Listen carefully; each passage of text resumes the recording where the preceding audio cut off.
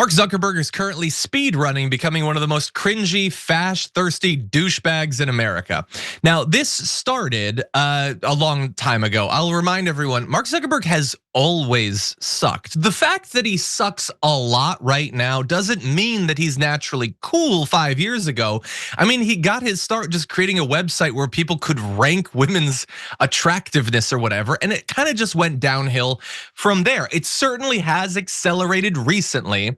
And that really revved up about a week and a half ago when he announced that he's going to be allying with fascists to help them spread as much political misinformation as possible. They worded it differently in their press release or whatever, but that's clearly what it's about. And so he got rid of fact checking on Meta platforms, but don't worry, okay? It's just to stop censorship or something. It's not a political thing. This isn't about politics or ideology. He just didn't want censorship on the platforms. Okay, now hold that thought because he's done a lot just since then. So they changed their policies to let you make more personal attacks on the platforms, use more hate speech and slurs and those sorts of things. And basically every example of what you're now allowed to say is stuff right-wingers say about groups that they hate and hope to destroy. So again, starting to feel a little bit political here. I don't mean the examples like that I come up with. I mean, their examples that they leaked. Sam Biddle on The Intercept had some of their leaked rules. Users are now free to post Mexican immigrants are trash or trans people are immoral. Okay, that's fun. You can post I'm a proud racist or that black people are more violent than whites.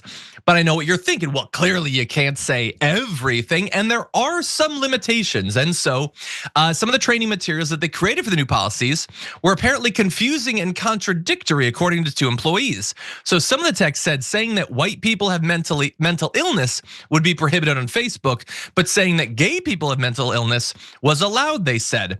And the part about all that I love is that it's contradictory. No, it's not at all. It makes perfect sense. I know why they think it's contradictory. Why is it that you can say that gay people have mental illness but not white people?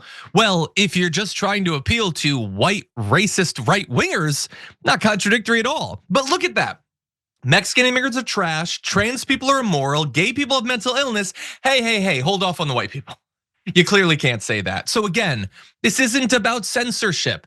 This is about identifying a long bullet point list of things right wingers want in America and giving it to them. And the list doesn't end with just what we've talked about here. So they also said that they would insert more political content into people's feeds after previously enthusiastically de-emphasizing that material, which doesn't necessarily sound bad. I was a critic when they said on Threads, for instance, that they were gonna be taking politics out of people's feeds. But mark my words, they're gonna do what they've always done. Not just push politics into people's feeds, but right-wing garbage. That's what they're gonna do. This isn't new, by the way. Facebook has been pushing out right-wing stuff more than left-wing or even centrist mainstream news for years and years and years. That's what they're gonna do. They're gonna try to turn Threads not just into a competitor of what Twitter used to be. No, now they're gonna try to compete with what Twitter is right now, which is a site for Nazis and fascists to congregate, identify groups and attack them. That's what they're gonna do. They also, as we previously reported on, put some right-wing douchebag in charge of Meta's global public policy. And so on top of that, they announced that they're killing their DEI programs, which he, by the way, had previously said were critical to the success of not just Meta, but the tech industry. Now it's dead, it's gotta be gone right before Donald Trump becomes president. We gotta do it right now. Not so critical anymore. By the way, he's gone beyond that. He's not just trying to appeal to Donald Trump going to Mar-a-Lago and all that. He's not just trying to appeal to their trolls on social media by letting them use the N-word or whatever. He's also trying to appeal to the manosphere. So he did an interview with Joe Rogan on Friday, and he said that the environment at many companies has gotten too culturally neutered, in his word.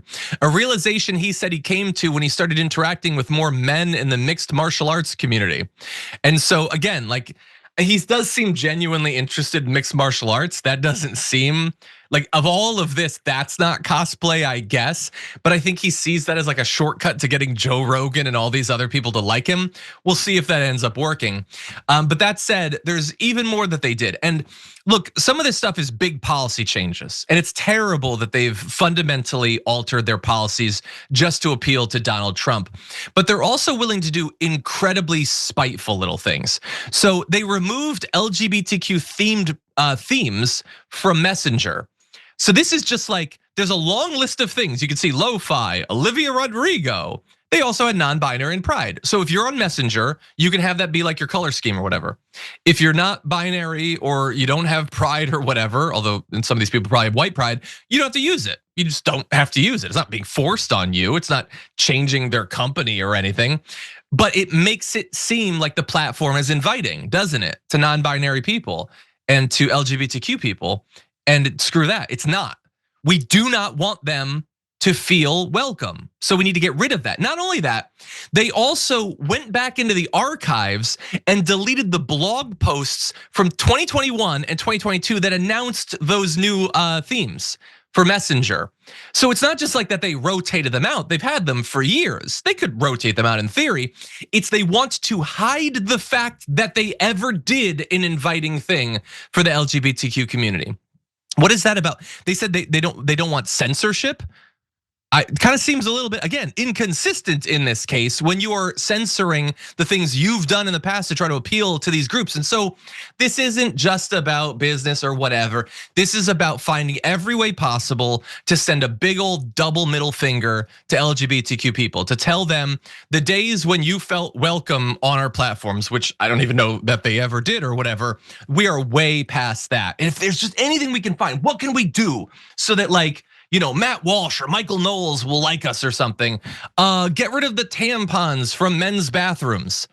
Now, like they literally have to spend more money to now go in and get rid of those, but that's a price they're willing to pay again to show that they are exclusionary. They have taken the identity politics of the right and they've internalized it. That's their politics right now. And this last thing that I want to focus on, I think this is just to appeal, I guess, to like Elon Musk or whatever. He announced that AI could soon do the work of Meta's mid-level engineers and eventually maybe all of their coding.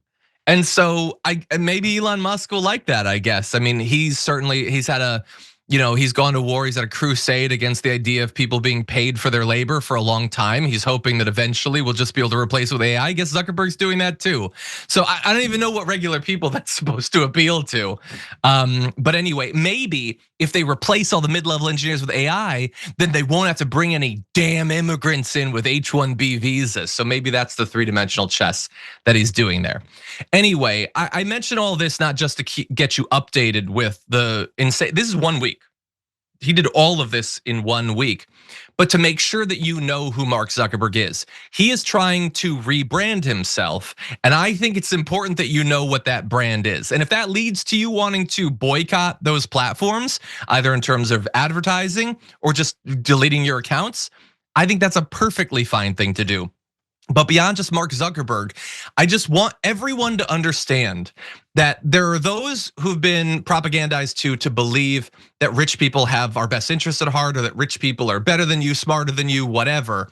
I assume everybody watching this video already knows that that's not true.